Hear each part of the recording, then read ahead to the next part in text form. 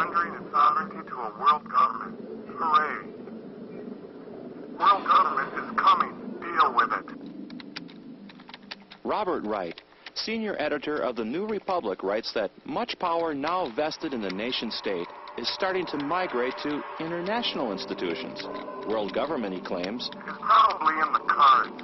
And what's more, it's a good idea. Often those working for world government present themselves not as advocates, but as mere analysts of inevitable natural trends.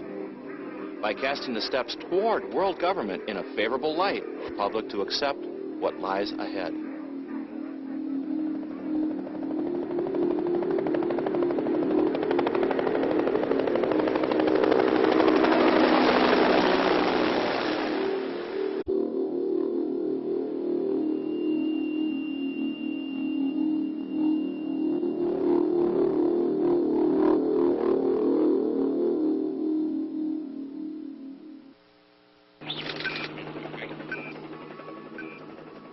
The World Federalist Association, or WFA, largest organizations that openly promote world government.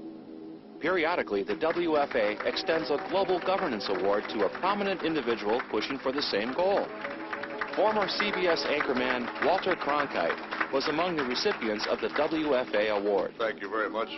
Today we must develop on a global level to deal with world problems. We need a system of enforceable world law, a democratic federal world government. In a closed-circuit hookup, Hillary Clinton congratulated Cronkite. For decades you've told us the way it is. But tonight we honor you for fighting for the way it could be. In 1993, the WFA honored an editor for Time magazine for an essay he had written entitled, "The Birth of the Global Nation." Nationhood as we know it will be obsolete. All states will recognize a single global authority.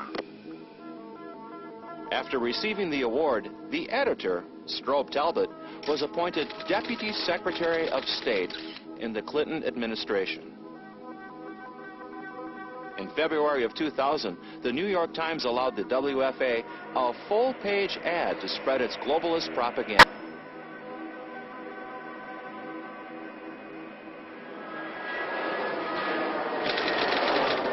However, those striving for world government generally keep their objective hidden from the public eye. The late Senator Alan Cranston explains why to his fellow globalists in the April 1976 issue of Transition. The more talk about world government, the less chance of achieving it, because it frightens people who would accept the concept of world law. Globalists often cloak their ultimate goal behind less threatening labels, terms as world order, collective security, interdependence, global community, economic integration, or convergence. However, all point down the same road. Yet candid admissions do occur.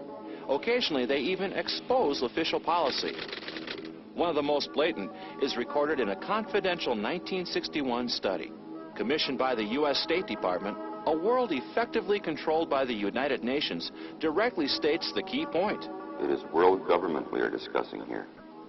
The author, MIT professor Lincoln P. Bloomfield, also explains that the UN would have to have an unchallengeable monopoly on military power. A world effectively controlled by the United Nations is one in which world government would come about through the establishment of supranational institutions characterized by mandatory universal membership. National disarmament is a condition for effective UN control. The Bloomfield study is grounded in official American policy. That policy is stated openly in Freedom from War, the United States program for general and complete disarmament in a peaceful world. It was presented to the UN General Assembly by President Kennedy. The document calls for the transfer of national armaments to UN control in 3 stages. Stage 2 proposes that the UN Peace Force shall be established and progressively strengthened. At the dawn of the 21st century, programs to complete this stage are firmly established and well underway. The Freedom from War concludes with Stage 3, where no state would have the military power to challenge the progressively strengthened UN Peace Force. This policy has guided every administration since. Even so-called conservative Republican administrations have been committed to building this new world order. We have before us the opportunity to forge for ourselves and for future generations a new world order, a world where the rule of law, not the law of the jungle, governs the conduct of nations. When we are successful, and we will be, we have a real chance at this new world order, an order in which a credible United Nations can use its peacekeeping role to fulfill the promise and vision of the UN's founders. Yet the potential dangers from this massive power transfer are not being discussed in the public arena. Behind the conduct of top American officials and their media allies exist motivations that stepping back in time can help clarify.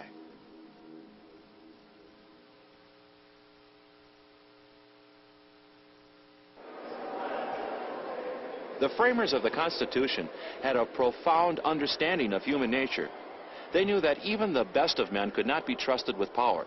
So they designed a government with checks and balances to make it difficult for officials to accumulate and abuse power. The United Nations, however, embodies few of those checks and balances, and it recognizes no moral authority greater than itself. Investigative reporter for the New American Magazine and author of the United Nations Exposed, William F. Jackson. Certainly one of the most important principles embodied in the U.S. Constitution is the recognition that individual rights come from God, and the purpose of government is to protect those rights. The United Nations recognizes no God above the UN. The United Nations, there is no impediments or restrictions on its power. An early UN peacekeeping illustrates the inherent danger of entrusting the UN with power. The setting is the Belgian colony in Africa known as... In the early 60s, European nations fell under intense international pressure to give up their colonies in Africa and prepare them for independence and self-rule. To hasten this process, the UN formed a committee on decolonization. At the same time, the Soviets were working to gain control of these colonies themselves. They sponsored so-called liberation movements and conspired to bring their frontmen to power. International pressure, bribery, and even terrorism. In 1960, Belgium yielded to the international pressure and granted independence to the Congo. The Soviets were ready to fill the vacuum. Patrice Lumumba was their man, bought and paid for with cash, arms, luxuries, and all the women, gin, and hashish he desired. With Lumumba as premier, peaceful independence lasted 1 week. Lumumba then unleashed a communist reign of terror against the populace. Men, women, and children were tortured and murdered.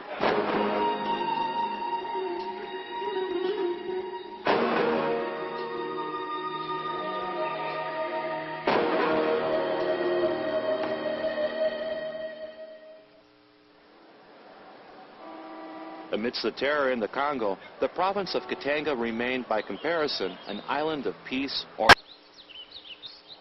Under the able leadership of Moise Tshombe, Katanga declared its independence from the Central Congolese regime.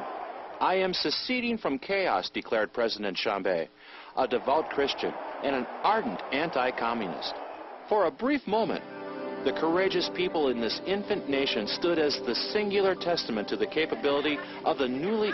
As a free people, they were capable of governing themselves with a sense of peace, order, and justice. Tshombe's misfortune, however, was to be pro-Western and pro-free enterprise. Nikita Khrushchev declared Tshombe to be a turncoat, a traitor to the interests of the Congolese people. American liberals echoed the Kremlin hue and cry. Soon after, the U.S. joined with the USSR in support of a UN resolution authorizing the world body to send troops to the Congo. The UN troops were used to assist Lumumba, the chief terrorist, in his efforts to subjugate Katanga. UN troops advancing from all sides systematically wipe out all resistance pockets, and in the process machine guns and bazookas killing many innocent civilians running for their